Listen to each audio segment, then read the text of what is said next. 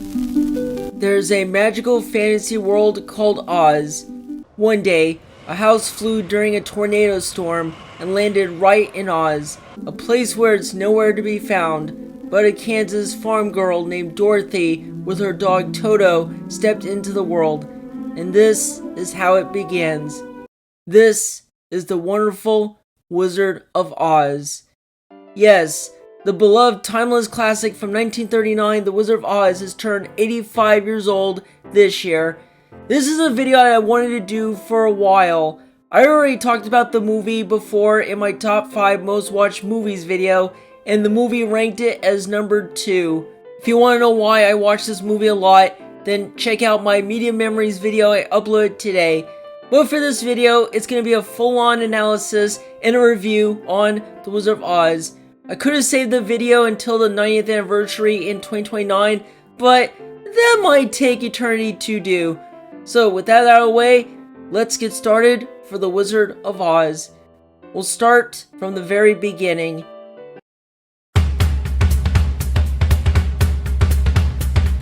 The Wonderful Wizard of Oz book was published in 1900, written by L. Frank Baum, and prior to the 1930s there were some Wizard of Oz adaptations, but none of them succeeded.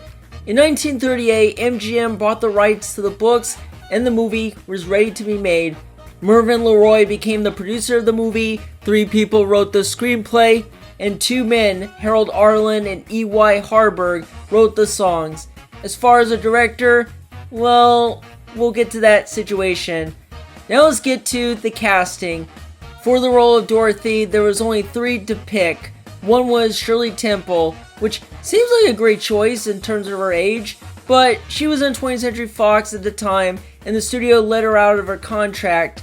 Next was a relative newcomer actress named Deanna Durbin, but she refused the role. That leaves the third and final role, Judy Garland, in which MGM made the decision to cast her, and she got the part. With the main lead casted, it was time to cast Dorothy's friends. Burt Lahr was confirmed to play the Cowardly Lion. Then 2 actors named Ray Bolger and Buddy Ebsen got the roles. Ebsen was to play the Scarecrow, and Bolger was to play the Tin Man. Ray Bolger was pretty upset because he wanted to play the Scarecrow. After the discussions with the recast, Bolger got the part of playing the Scarecrow, and Ebsen doesn't mind playing the Tin Man. As far as production issue, well, we'll get to that later.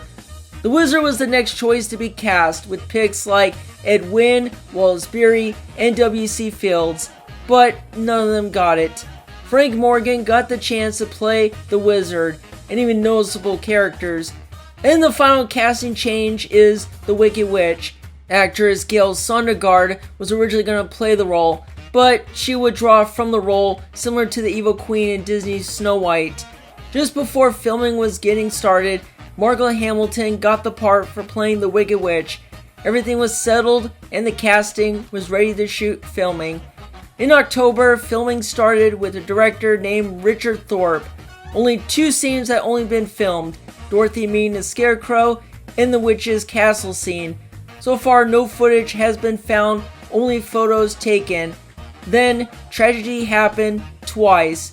LeRoy looked at the footage and seen that Thorpe was rushing the quality of the production, and Thorpe was replaced. But it got worse. Buddy Ebsen was playing the Tin Man during filming, but he suffered a toxic reaction after inhaling the aluminum dust makeup he wore in the costume. He did recall taking a breath one night without suffering any intermediate effects. He was hospitalized in critical condition and was forced to leave the project. So with that, they found an actor to replace Ebsen. His name was Jack Haley. He got the role as the Tin Man. The makeup used was changed to aluminum paste, which makes it better. Since Thorpe left directing, George Cukor took over. Since he already casted Haley, he even changed Judy's look. During Thorpe's production, Judy was wearing a blonde wig and heavy makeup, and the change went from this to this. Kinda hard to notice, but at least it works. And while Cukor didn't shoot any scenes for the film, the decision was finally granted. Cukor's commitment was to direct Gone with the Wind in November, and the choice was director Victor Fleming. and filming was ready to begin. It wasn't long until around February when Victor Fleming had to work on directing Gone with the Wind. King Vidor stepped in to film the last few scenes, especially the Kansas sequence, and everything was wrapped up. However, during filming in December, Margaret Hamilton had a tragedy moment. During when the Wicked Witch leaves the Munchkin Land scene, she was in a concealed elevator to lower her below stage level, but the burst of fire came too soon. Since she had a green copper paint on her face, it actually caused third-degree burns to her face and even her hands. She spent 3 months recuperating before returning acting. Thankfully, her green makeup was removed. But yeah, this film had an interesting history of production during the span of less than a year. You can check out a video by Yesterworld Entertainment where they go into the production history of the movie. Link of the video is in the description. It's a pretty long video that goes over 1 hour, but you might check it out. Alright, with that long production history, let's get into my review / overview of the movie.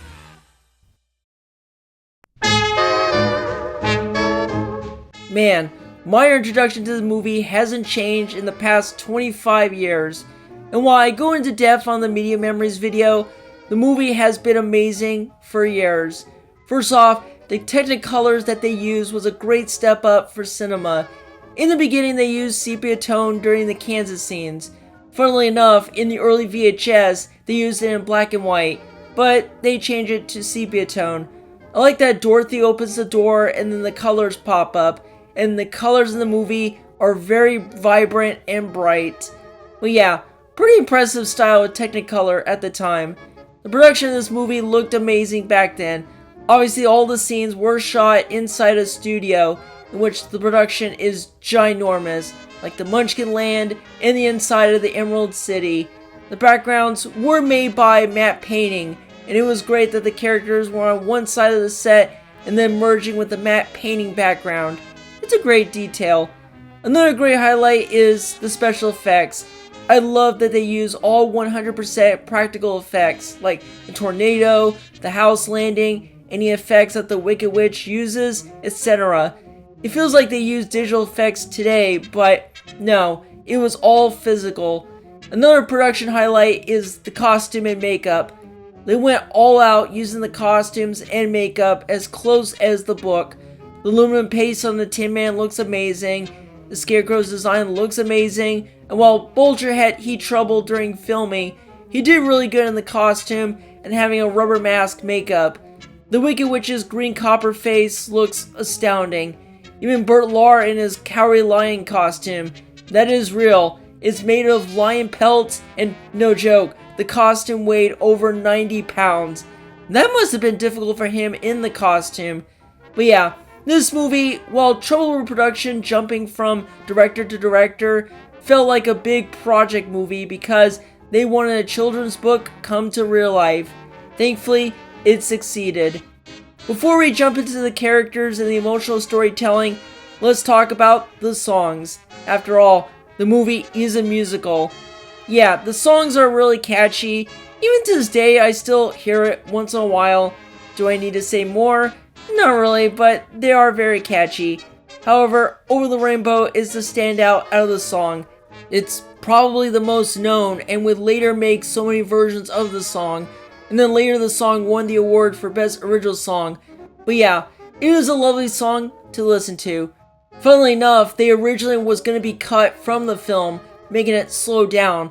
But after the decision, they finally kept it back in, and we could be happy for that.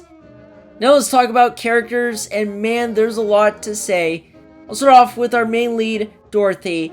In the beginning, she was having trouble during her mundane life in Kansas, but she was happy to join a fantasy world of Oz, but she did decide to go home where she belongs. As a kid, I was obsessed with Dorothy a lot, but when I got older, it did change a lot of liking Dorothy much. She's outspoken and kind, which I can definitely see why. Plus, you gotta give credit for Garland for doing the role. Her singing voice is fantastic, which I know where she gets it. And while I get why the role wouldn't fit for her because she was 16 and Dorothy's like a little girl in the books, but honestly, that doesn't really bother me at all. Now, the one in Return to Oz, that totally works. But yeah, love Dorothy as a kid, and I do like her now as an adult. Next up are her friends, Scarecrow, Tin Man, and the Cowardly Lion. The characters are very important because one wants a brain, one wants a heart, and one wants a courage. That's nice that the three get what they wanted.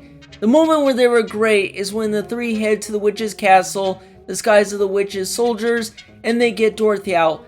That's a pretty good heroic moment for the friends. That's similar to Sam from Lord of the Rings. The Wicked Witch is definitely my favorite character in the movie. Over time, it got a lot better with her acting and the performance. I still stand by what I said before. I was not actually scared from the Wicked Witch.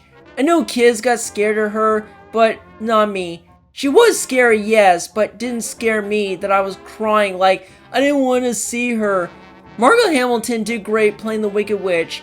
She probably was having a blast until that incident, but that's fine. I think the witch death scene was fascinating because she was starting to melt from the water and kept fading away after speaking.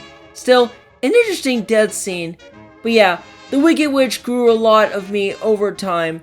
Then you have the Wizard of Oz, who's a con artist and helps Dorothy and friends. Yeah, he's cool. Glinda the Good Witch, a totally opposite of the evil Wicked Witch, but she's nice. The Munchkins are cute. Yeah, I got nothing to say other than being cute. Speaking of cute, the dog Toto is very cute. It's probably one of the best movie dogs out there. And for Dorothy's uncle and aunt, I got nothing to say about them. Interestingly, the characters from Kansas sequence are basically the characters from the Oz universe, which I think is pretty clever that they did it. Miss Gulch is basically the Wicked Witch, the three farmers are basically Dorothy's friends, and Professor Marvel is kinda like the wizard in a way. Besides, Frank Morgan not only played those two, but he played a bit of the doorman, the cab driver, and the guard.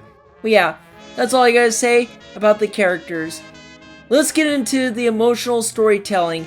Much like Disney's Snow White and the Seven Dwarfs, The Wizard of Oz is entirely filled on emotion, mainly from people's hopes and dreams, as well as fears and nightmares, which makes so much sense. The emotional storytelling is one of the most interesting highlights in the movie when I got older. Even the moral about stop trying to be the person you think everyone expects you to be and simply be who you are. Even the ending of Dorothy wanting to go home is a way of finding your own path. Still, I can go on and on of those, but that's all I wanted to say. Another moment in the movie is the dialogue. I mentioned before that the dialogue was hard to follow as a kid. I mean, yeah, it's a family film, you need dialogues that kids will enjoy, but something like Dorothy saying the crowned heads of Europe, like, how am I supposed to know about that? Or when Aunt Am speaks to Miss Gulch saying she owned half the county doesn't mean she has the power to run the rest. And even saying being a Christian woman, she can't say what it is. Those are the kind of dialogue I didn't know much as a kid, but I got it now. There are ones like the beehive joke or the sequence during If I Were King of the Forest. But you know what? The entire movie has dialogue that all ages could understand and make it clear. Speaking of that, this movie has so many memorable quotes. So with that long review out of the way, let's get into the legacy.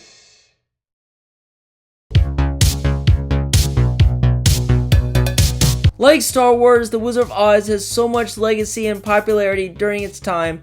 I will say there are merchandise of Wizard of Oz here and there, but it's not super financial as Star Wars because of the toys.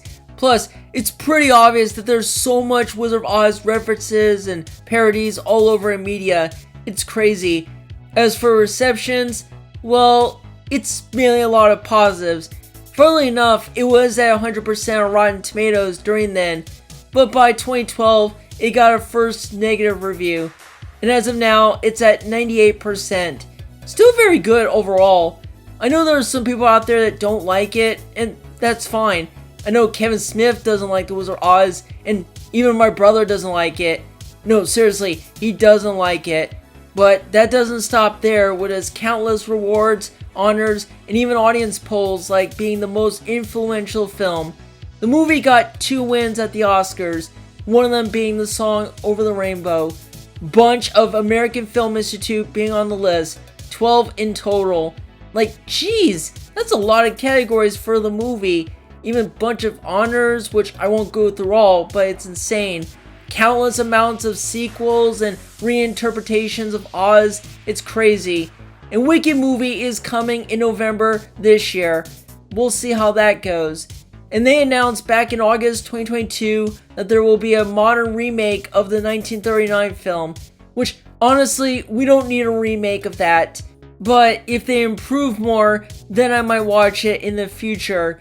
The movie had a cultural impact like the ruby slippers, which they're on display at the Smithsonian Institution. Even other costumes are in display or in auction. The Wizard of Oz has aired on television for around 68 years, being aired on many stations. It's still going as channels like TBS, TNT, and even TCM, Turner Classic Movies. It has been re-released in theaters multiple times, especially on home media. The most recent home media is one from 2019 in 4K, and the 4K looks very crisp. But yeah, that's all I got for Legacy. And that is everything about The Wizard of Oz. 85 years old and it's still timeless as of today. I know I had a lot of fun editing this video because I want to do this one. Is it the last time I ever talk about the movie? Well, no, I'm gonna mention it in the future videos, but this is the last time doing a full main video. I know this was a full-on analysis and a review, but I just wanted to say more about it. How it will rank with my favorite movies will be very interesting.